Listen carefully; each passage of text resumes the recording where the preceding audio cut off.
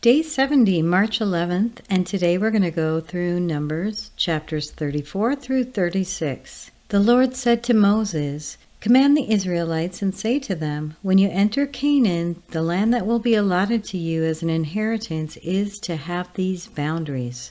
Your southern side will include some of the desert of Zin, along the border of Edom. Your southern boundary will start in the east from the southern end of the Dead Sea, cross the south of the Scorpion Pass, continue on to Zin, and go south of Kadesh Barnea. Then it will go to Hazar Adar and over to Asmon, where it will turn, join the Wadi of Egypt, and end at the Mediterranean Sea. Your western boundary will be the coast of the Mediterranean Sea. This will be your boundary on the west. For your northern boundary, run a line from the Mediterranean Sea to Mount Hor, and from Mount Hor to Lebo Hamath. Then the boundary will go to Zedad, continue to Ziphron, and end at Hazar Enan. This will be your boundary on the north. For your east boundary, run a line from Hazar Enan to Shephem. The boundary will go down from Shephem to Riblah on the east side of Ain and continue along the slopes east of the Sea of Galilee. Then the boundary will go down along the Jordan and end at the Dead Sea. This will be your land with its boundaries on every side. Moses commanded the Israelites, assign this land by lot as an inheritance. The Lord has ordered that it be given to the 9½ tribes, because the family of the tribes of Reuben, the tribe of Gad, and the tribe of Manasseh have received their inheritance. These 2½ tribes have received their inheritance east of the Jordan, across from Jericho, toward the sunrise. The Lord said to Moses, "These are the names of the men who are to assign the land for you as an inheritance: Eleazar the priest and Joshua the son of Nun, and appoint one leader from each tribe to help assign the land. These are their names: Caleb son of Jephunneh from the tribe of Judah, Shemuel son of Ammihud from the tribe of Simeon, Elidad son of Kislon from the tribe of Benjamin, Buki son of Jogli, the leader from the tribe of Dan, Haniel son of Ephod, the leader from the tribe of Manasseh son of Joseph, Kemuel son of Shiftan, the leader from the tribe of Ephraim son of Joseph, Elizaphan son of Parnak, the leader from the tribe of Zebulun, Paltiel son of Azan, the leader from the tribe of Issachar, Ahihud son of Shalomi, the leader from the tribe of Asher, Pedahel son of Ammihud, the leader from the tribe of Naphtali. These are the men the Lord commanded to assign the inheritance to the Israelites in the land of Canaan. On the plains of Moab by the Jordan, across from Jericho, the Lord said to Moses, "Command the Israelites to give the Levites towns to live in from the inheritance the Israelites will possess, and give them pasture lands around the towns. Then they will have towns to live in and pasture lands for the cattle they own and all their other animals. The pasture lands around the towns that you give the Levites will extend 1,000 cubits from the town wall. Outside the town measure 2,000 cubits on the east side, 2,000 on the south side, 2,000 on the west side, and 2,000 on the north, with the town in the center.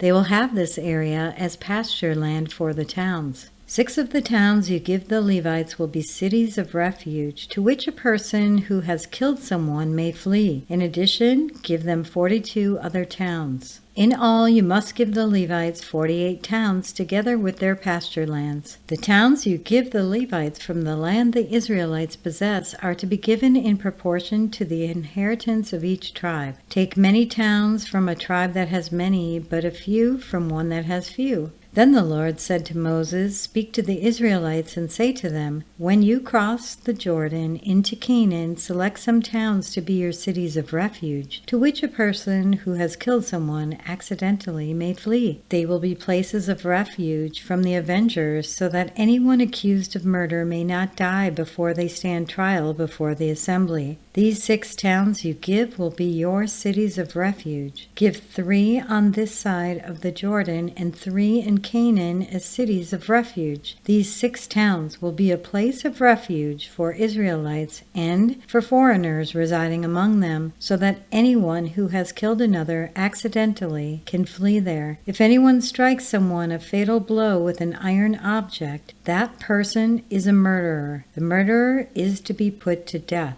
Or if anyone is holding a stone and strikes someone a fatal blow with it, that person is a murderer. The murderer is to be put to death. Or if anyone is holding a wooden object and strikes someone a fatal blow with it, that person is a murderer. The murderer is to be put to death. The avenger of blood shall put the murderer to death. When the avenger comes upon the murderer, the avenger shall put the murderer to death. If anyone with malice aforethought shoves another or throws something at them intentionally so that they die, or if out of enmity one person hits another with their fist so that the other dies, that person is to be put to death. That person is a murderer. The avenger of blood shall put the murderer to death when they meet. But if without enmity somebody suddenly pushes another or throws something at them unintentionally, or without seeing them drops on them a stone heavy enough to kill them and they die, then since that other person was not an enemy and no harm was intended, the assembly must judge between the accused and the avenger of blood according to these regulations. The assembly must protect the one accused of murder from the avenger of blood and send the accused back to the city of refuge to which they fled. The accused must stay there until the death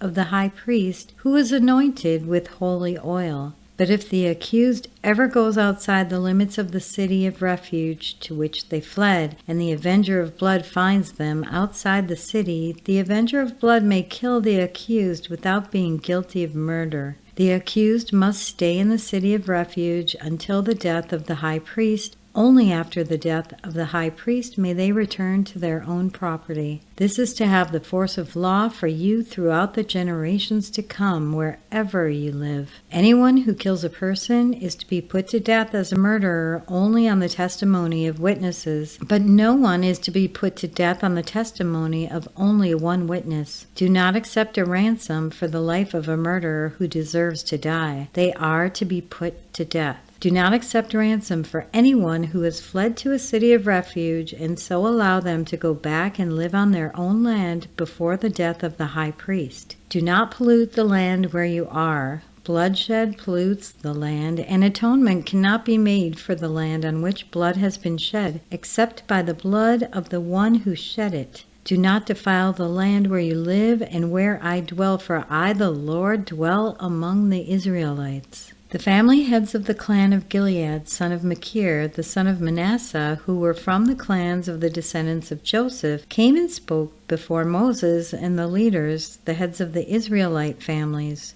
They said, "When the Lord commanded my Lord to give the land as an inheritance to the Israelites by lot, he ordered you to give the inheritance of our brother Zelophehad to his daughters. Now suppose they marry men from other Israelite tribes, then their inheritance will be taken from our ancestral inheritance and added to that of the tribe they marry into. And so part of the inheritance allotted to us will be taken away. When the year of Jubilee for the Israelite comes, their inheritance will be added to that of the tribe in which they marry, and their property will be taken from the tribal inheritance of our ancestors." Then at the Lord's command, Moses gave this order to the Israelites. What the tribe of the descendants of Joseph is saying is right. This is what the Lord commands for Zelophehad's daughters. They may marry anyone they please as long as they marry within their father's tribal clan. No inheritance in Israel is to pass from one tribe to another, for every Israelite shall keep the tribal inheritance of their ancestors. Every daughter who inherits land in any Israelite tribe must marry someone in her father's tribal clan, so that every Israelite will possess the inheritance of their ancestors. No inheritance may pass from one tribe to another, for each Israelite tribe is to keep the land it inherits. So Zelophehad's daughters did as the Lord commanded Moses. Zelophehad's daughters, Mahlah, Tirzah, Hoglah, Milcah, and Noah, married their cousins on their father's side. They married within the clans of the descendants of Manasseh, son of Joseph, and their inheritance remained in their father's tribe and clan.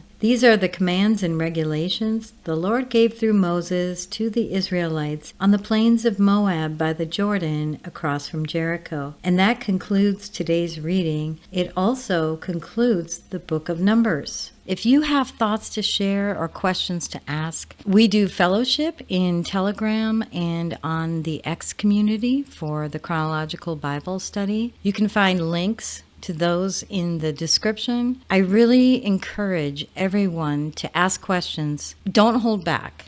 No question is silly or stupid, and we're all learning. We're learning together. We want to help each other. We want to build up that fellowship. Thank you so much for listening to today's reading, and we will be back tomorrow with our next one. Have a blessed day, my friends. While shepherds kept their watching over silent flocks by night, behold, throughout the heavens there shone a holy light. Go tell it on the mountain, over the hills and everywhere. Go tell it on the mountain that Jesus Christ is born.